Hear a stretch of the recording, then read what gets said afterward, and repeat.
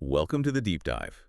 Today, we're taking a look back at a really interesting time in American history, the late 1800s, and this big movement called populism. That's right. We've got some great info here, and we're going to try and figure out, what really got this whole thing started, who was involved, and maybe why it eventually faded, even though, well, some effects might still be around. Yeah, absolutely. At its heart, this was really a movement of everyday people. We're talking mostly farmers, laborers, people who felt the system just wasn't working for them anymore. Right. You had rapid industrialization changing the country, and they saw this growing gap between the super wealthy and, well, everyone else. Mhm. And they weren't just, complaining. They were actually organizing and pushing for some pretty big changes. So Yeah. we'll explore how that frustration became a real political force. And what eventually happened to it. Okay, so let's dive in.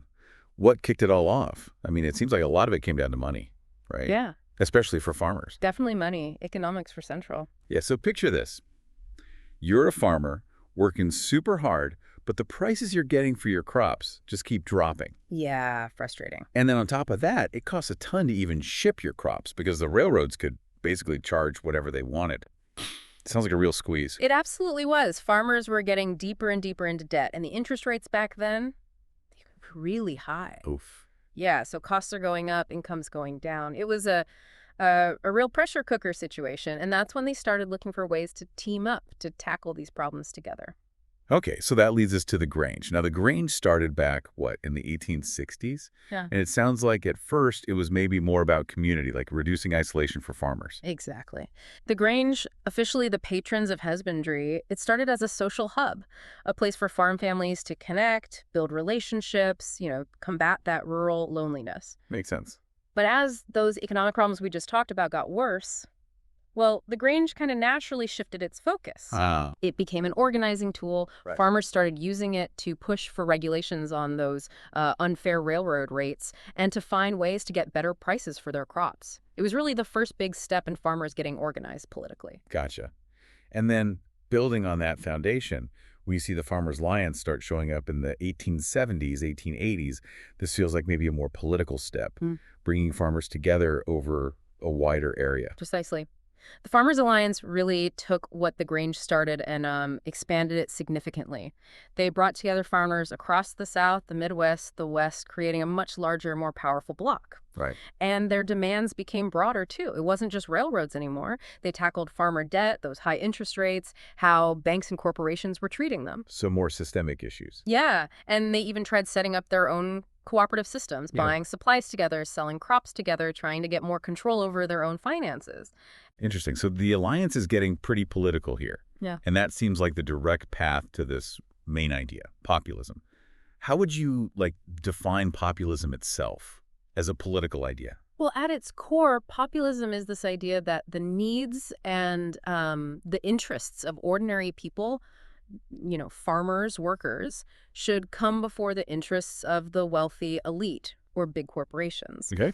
In the late 1800s, this really resonated with rural folks, people who felt left behind or, frankly, exploited by industrialization and these growing financial powers. Populism was basically a promise. We'll put your needs first and challenge big business. And this feeling, this sense that regular people were getting, a raw deal. Yeah. It really zeroed in on some specific money issues, didn't it? Like Yeah. the gold standard. Can you break that down? What was it and why was it such a problem for farmers? Sure. The gold standard was the monetary system back then. Yeah. Essentially, every dollar the government issued had to be backed by a certain amount of actual gold held in reserve. Okay, just gold. It's just gold. And the problem with that is it really limits the total amount of money that can be in circulation. Ah, right. Scarcity. Exactly. And when money is scarce, what happens? Interest rates tend to go up. Borrowing money becomes expensive. Which is terrible for farmers needing loans for land, equipment. Precisely. They often had to borrow, and those high interest rates made paying back debt incredibly difficult. Plus, less money circulating could also depress the prices they got for their crops. Just less money around for people to spend. Wow. Okay, so they're stuck with high interest debt Yeah. and the value of what they produce is low. Vicious cycle. It really was. So what was the populist answer? This is where free silver comes in, right? That's it. Free silver was the populist counterproposal to the gold standard.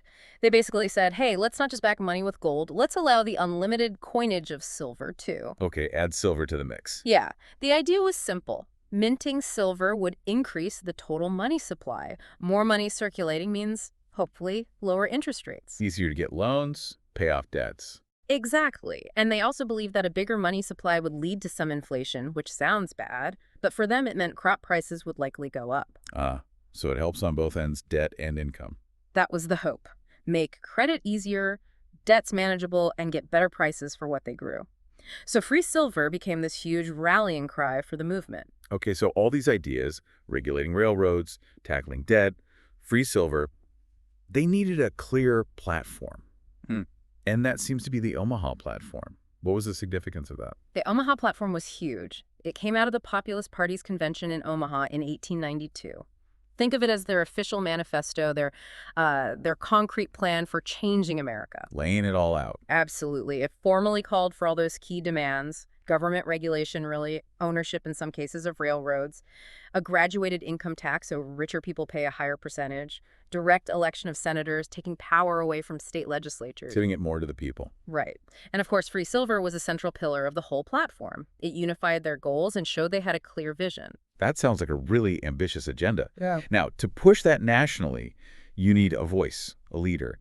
And that brings us to William Jennings Bryan, especially around the 1896 election.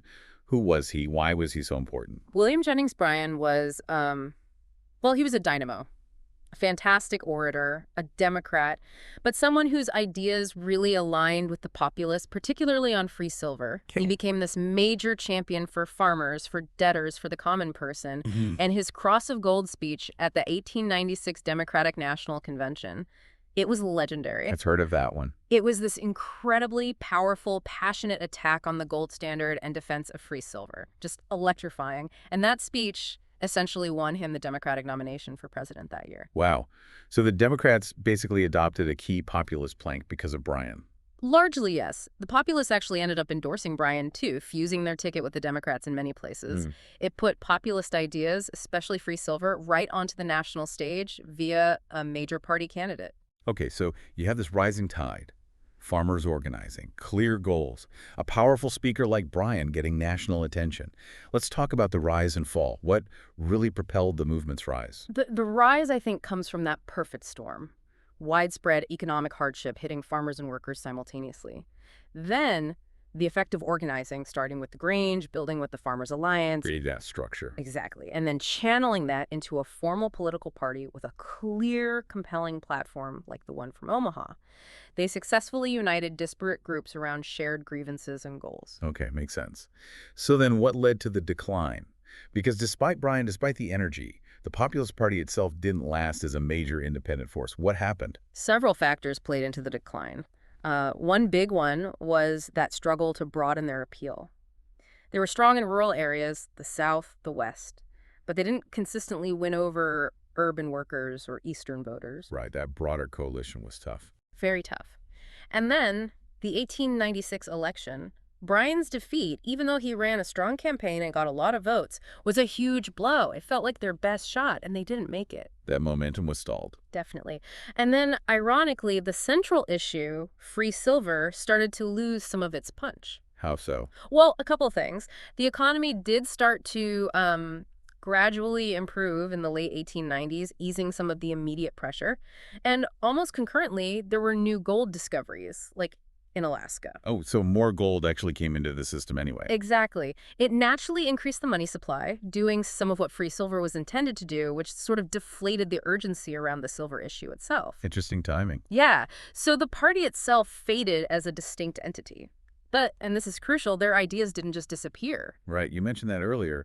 Even if the party declined, the ideas had legs. Absolutely. So many of the reforms the Populists championed: government regulation, the income tax, direct election of senators, these became major goals of the next wave of reformers, the progressives. So they were kind of ahead of their time. In many ways, yes. They Wow. pushed these ideas into the national conversation, and eventually many were adopted into law. So the Populist Party might have declined, but its impact on American politics and the whole idea of what government should do was really significant and long-lasting.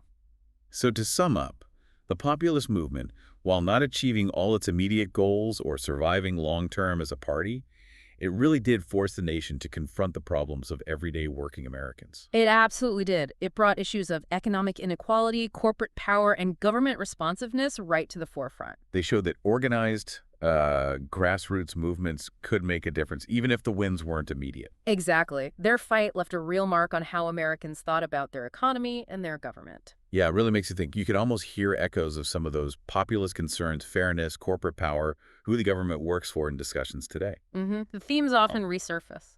And thinking about other movements in history, too. Other grassroots efforts facing similar uphill battles to get national traction. Lots to consider there. Definitely. Well, this has been a fantastic deep dive. Thanks for helping break down the rise and fall of populism. My pleasure. It's a fascinating and really important period to understand. Okay, now, to help everyone listening really process this, maybe mull over a few questions. First, what were those key economic pressures that really fueled the populist movement in the first place? Second, how exactly did the populists want to fix the problems they saw with the gold standard? What was their proposed solution? And finally, can you see any ways that the core ideas or maybe the spirit of the populist movement might still echo or be relevant in our world today?